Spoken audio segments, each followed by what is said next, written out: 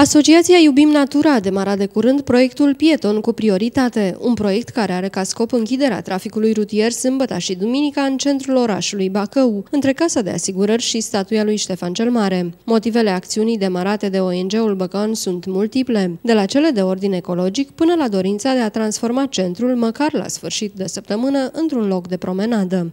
Eu întotdeauna am zis că el se află în aer, doar că a trebuit ca cineva să-l tragă jos.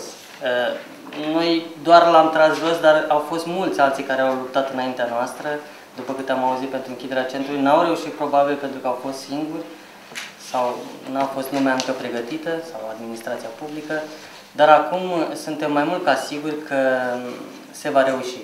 Organizația a derulat sâmbăta și duminica trecută și o acțiune de strângere de semnături pentru acest proiect, reușind să convingă aproape 1000 de persoane să adere la această inițiativă. Mai mult, ONG-ul are deja sprijinul Agenției de Mediu, Direcției Județene de Sănătate, Direcției pentru Tineret și Poliției Bacău, care și-au dat acordul scris pentru proiect. Singurul hop îl reprezintă administrația locală, care trebuie să treacă proiectul prin Consiliul Local. Proiectul Pieton cu prioritate este realizat de ONG-ul Băcăan cu sprijinul Centrului de Resurse pentru Participare Publică prin program FARE.